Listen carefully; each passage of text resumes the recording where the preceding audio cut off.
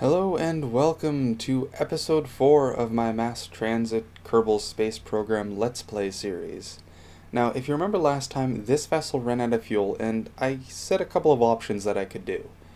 Ultimately, what I did is I made these engines like the Rapier engine, where they have multiple settings. And what I'm going to do is I'm going to toggle the mode to switch it to burn kethane. And basically, I just had to edit the config files and make it much like a Rapier engine, except instead of having a liquid fuel burn and air breathing, I made it do a liquid fuel and a kethane burn. Now the kethane burn also takes a bit of power, and this burn takes a little bit to get through, but other than that, it's pretty simple to do.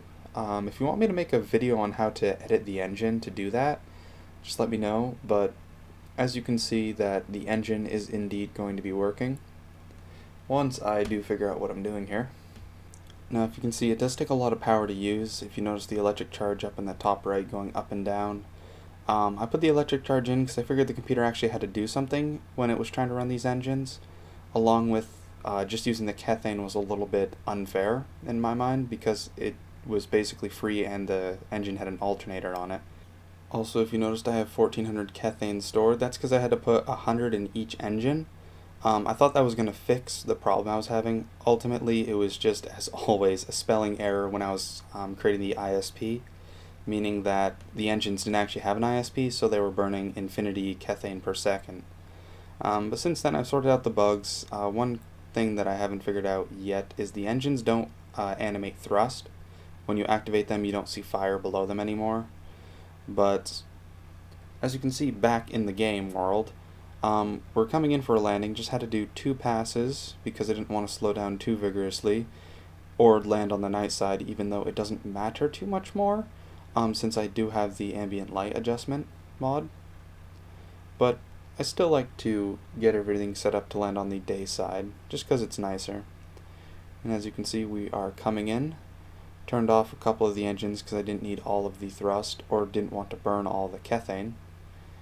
I'm going to put the solar panels away so they don't break off once we get lower in the atmosphere.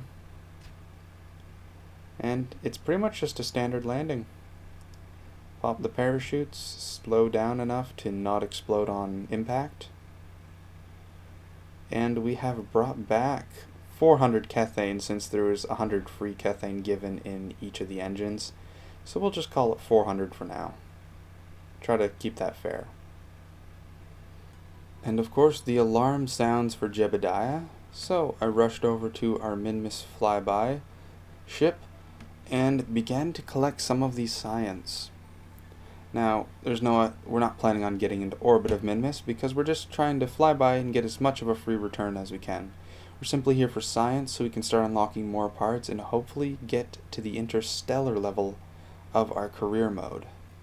Now, the rest of this is sped up because collecting science, you've all seen it, it's mostly boring. I don't really have any interesting science messages to say, although I do plan on installing the extra science log mod, or really just kind of the replacement text file for all the science messages.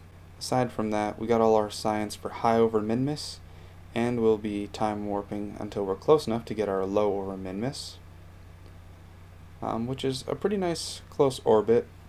Now, the reason we're collecting all this science is because we believe Minmus is just like the moon, and that there might be some of this kethane kethane on the planet or inside of the planet, however we drill it, near the surface, I should say. And maybe quite possibly some other material, seeing as how the moon had lunar liquid. Now, I haven't talked about lunar liquid yet, but that is actually the resource that they were able to determine was inside the kethane sample. And the whole reason we went for a second mission to get a larger sample is because they believe there was a second resource there, and they're currently calling it lunar liquid. Now, they have given us a couple parts. As you see here, we have a new scanner to scan for lunar liquid, and we also have a new pair of drills, and I'm just outfitting the same mining vessel with these different parts that we can go and see if we can't find a sample of lunar liquid to pick up. And as you see, just getting those parts fit in there, they clip a little bit with the engine or the fuel tanks, So it's a little tricky getting them there, but they fit ultimately.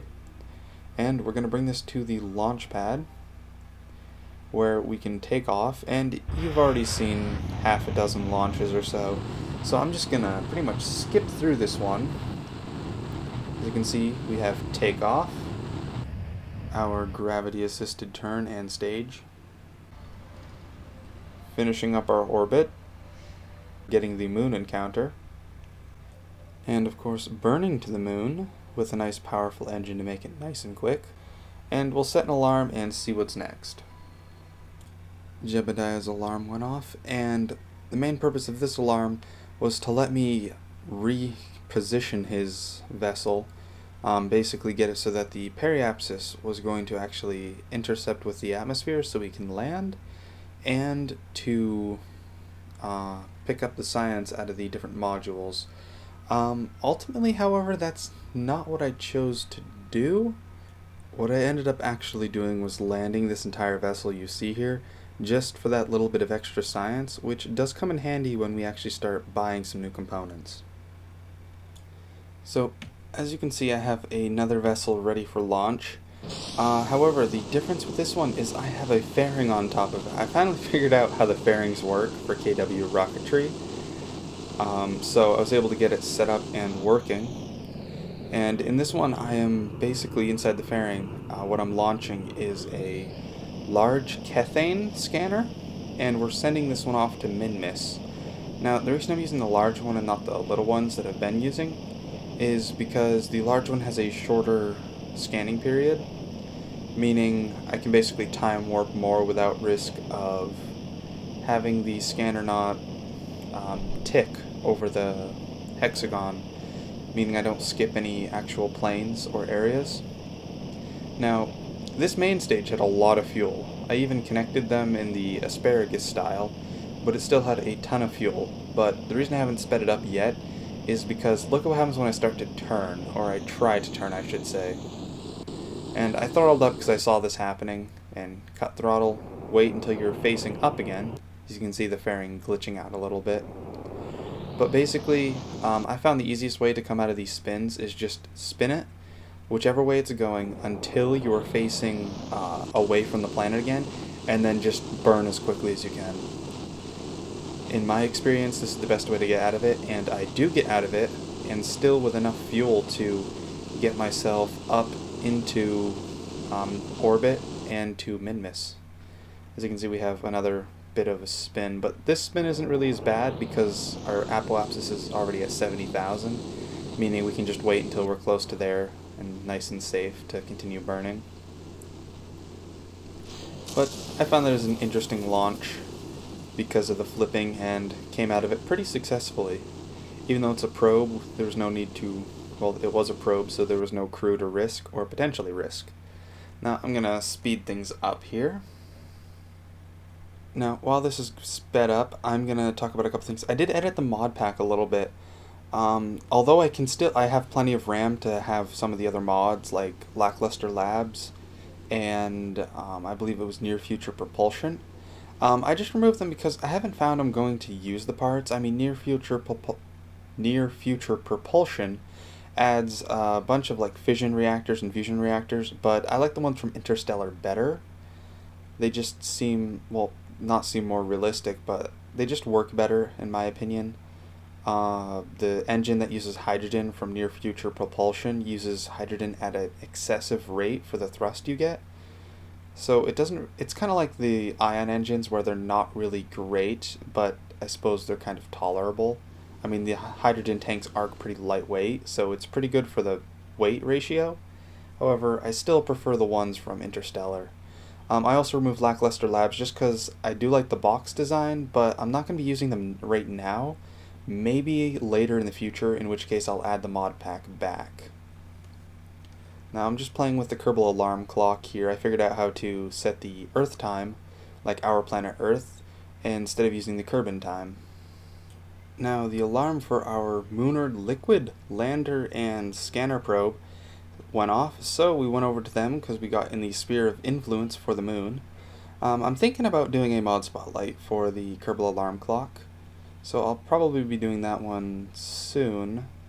I'm not sure what the order for it's going to be just yet, but it's a pretty standard intercept. I'm going to actually detach the probe here in the beginning in a little bit. This is all post-commentary if you haven't noticed.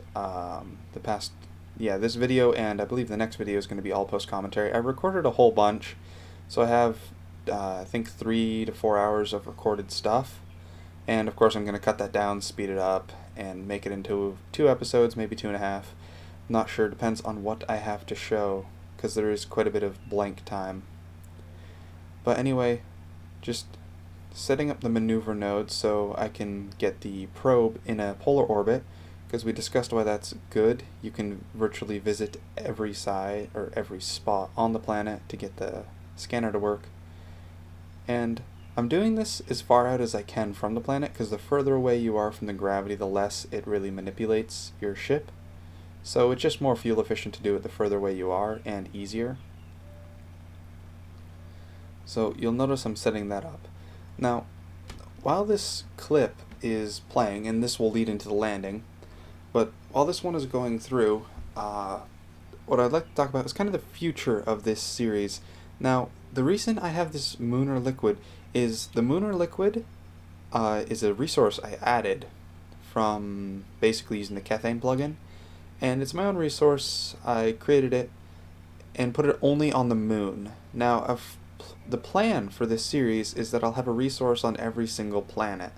And what you're going to see is while we're actually looking at the Lunar Liquid setup, on the kethane overlay, you'll see something called minty syrup. That's what's going to be on our favorite frozen dessert planet, Minmus, and we'll get to that in later episodes. But for now we're focusing on Lunar Liquid, just giving you a heads up on that. Like, Duna is going to be iron, so I'm not changing that one from extraplanetary launch pads. But each of the planets is just going to have, or moons, is going to have their own resource. I've also been trying quite a bit to get, which one is it called? Joule, the gas giant. I've been trying to get an atmospheric resource in that one for a little bit.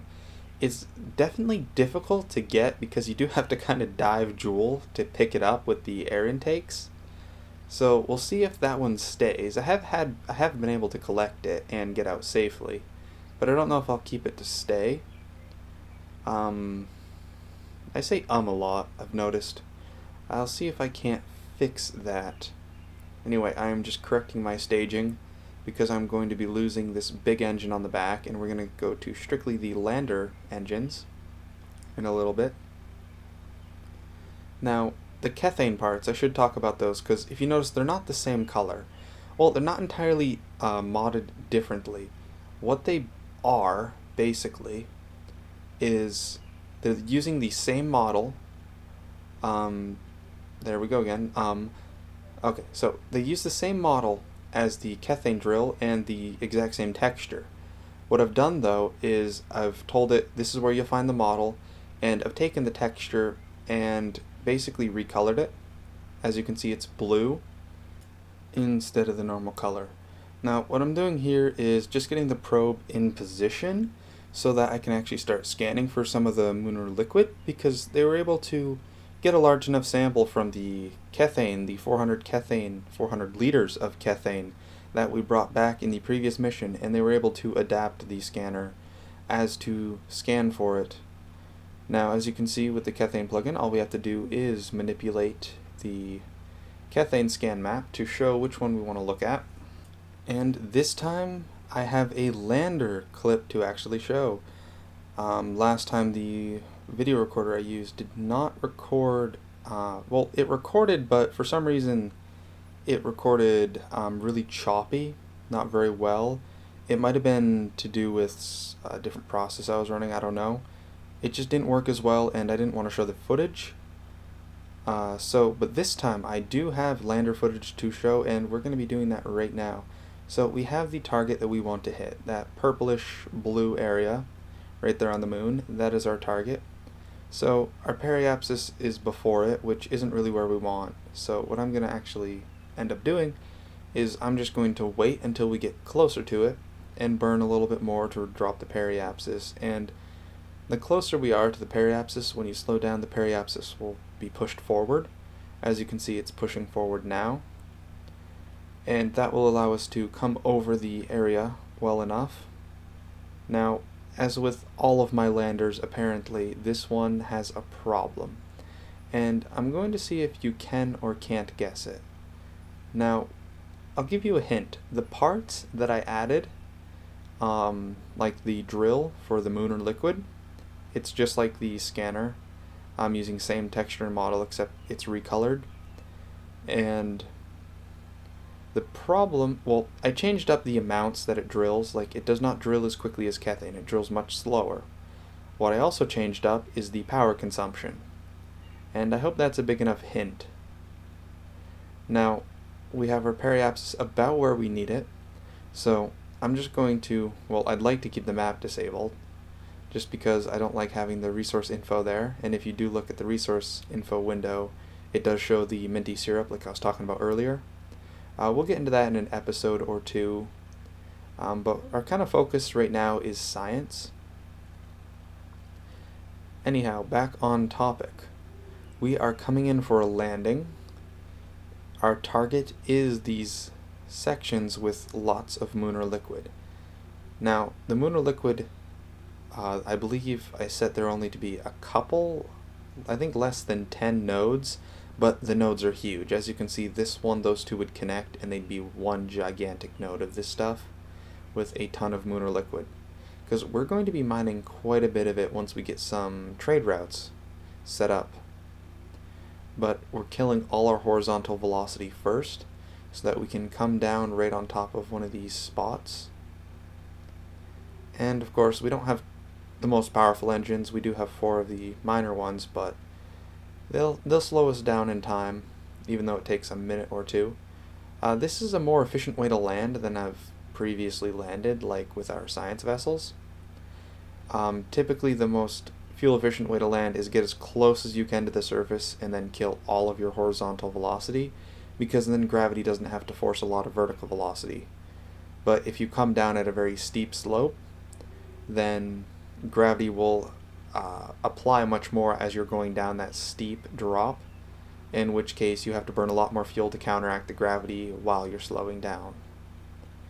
So it's just more efficient, more fuel efficient to slow down as low as you can to the surface. However, we've packed way more than enough fuel. It should not be a problem. So,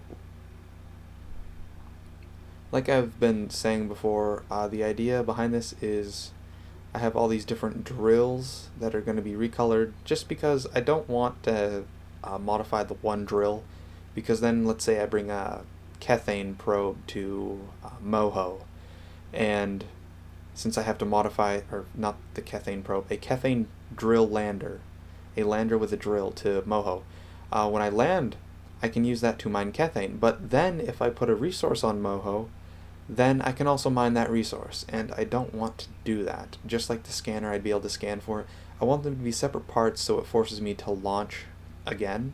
So basically I can't just send a kethane drill ship now to Duna and then be able to mine iron. Now, one thing that I'd really like to do is to be able to distribute these different parts that I have edited up with the different resources. However, I can't do that because, according to the license on kethane, you're not allowed to redistribute the models, and that's perfectly fine. I mean, they're not my work, so I can't say that they're my own. But if I were to create my own models, and I'm not promising or guaranteeing anything, this is just kind of speculative thought right now. If I were to have my own models, whether I created them or not, and my own textures, then I could distribute this as its own mod that's just kind of a resource overhaul using the kethane plugin. It's just a neat idea that I had. Maybe some people would enjoy it, maybe not. Who knows? I can't do anything with the kethane models, though. Back in the game, though, we are deploying our drill, and like I said, it's just the same exact thing, except recolored. And, moment of truth, will we get Lunar Liquid? Because this is also kind of testing these. Even though I have done some previous tests, I haven't tested this liquid. I tested other ones when I was doing some of my spotlights. And we are getting Lunar Liquid, but our electric charge is draining quickly. And if you noticed, that is indeed going to be the problem. The electric charge drains faster with this drill, and our solar panels just can't keep up. What this means is, ultimately, we have no control over this vessel anymore. And even when our stores are full of Lunar liquid, we still cannot harvest anymore. We can't mine anymore, or we can't take off because the drill will always consume power when it's active. It doesn't stop consuming power when you're full on resources. Another thing to note is the Lunar liquid is only able to store 400 when this is the exact same size tank that can store 800 of something else. The reason for this is Lunar liquid has twice the fuel density of liquid fuel, so it's actually twice as heavy. Although we'd still have enough fuel to get it there, we can't control this vessel. So we are going to have to come up with another rescue attempt, seeing as how I'm actually going to do a rescue attempt this time. In an attempt to get more science, I'm not going to change the engines up again. And let's immediately cut to our Minmus kethane probe. While the other guy continues to rant about for another 3 minutes, staring at the same exact lander doing nothing, about how he managed to get the engines to work and some of the mechanics behind it, which would be perfect for a different video. But for here, we are just setting up our orbit around Minmus so we can start scanning for some kethane, because Minmus's dry lake beds would be perfect for setting up bases, and that's why I hope we can find a majority of the kethane. Now, this has pretty much been the end of the video. Gonna cut to one last scene. Anyhow, I am PTTGRW. This has been episode 4 of Mass Transit. Hope you enjoyed the video. Thank you for watching. See you next time.